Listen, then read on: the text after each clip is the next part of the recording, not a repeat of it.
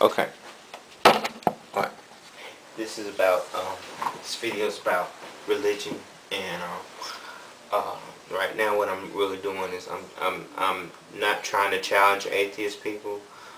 You got a right to believe what you believe, but I want to just kind of pull the blinders off of people's eyes. Alright. Number one, I'm just gonna randomly. I'm just talking out my, just talking out loud right now. A lot of atheist people think, well, it's stupid. How can everybody be from Adam and Eve, be from two people? How can everybody come from that? Adam and Eve and all that. And they believe in Australopithecus apparatus. The first man that was ape-like in Africa. Number one, if any of the scientists would tell you that it's kind of inconsistent, even though that's the oldest bone found that was in Africa, it is consistent that they believe that civilizations were formed in various parts of the world. Now, that might to you seem very contradictory to the Bible, but let me explain to you why it ain't.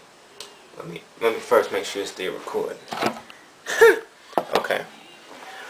It's not contradictory to the Bible, because if you look in the Bible never says that every man comes from Adam and Eve.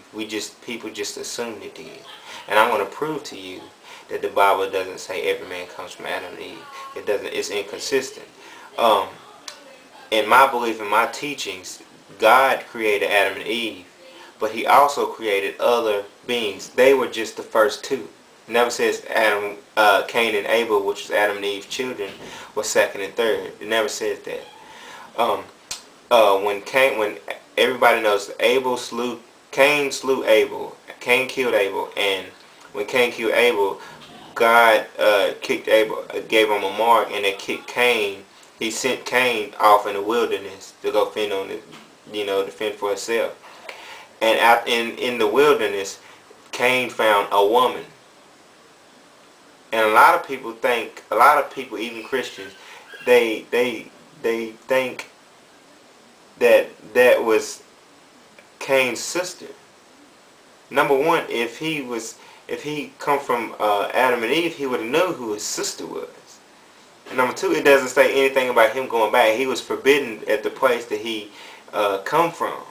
So he couldn't have found his sister. He had to find some human somewhere else. So that right there shows that you can believe.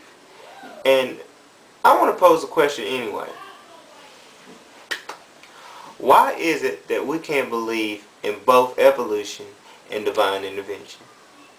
What if Adam, I'm challenging you to think about this. What if Adam and Eve were ape-like, more ape-like humans than us now? Because anything will show you that people got taller and taller and taller because of our vegetation, because of what we eat. Why is it that God can't control things that are evolving? You know what I'm saying?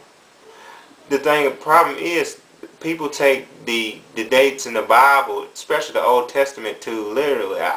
Myself, personally, I don't believe that the old people, they talk about old people living 200 years old. I don't believe that. I believe that is a misconception of time. I believe that's all that is. I believe all that is a misconception of time. It could be that they meant months. It could be that they meant other things. You know what I'm saying? It could mean you never know.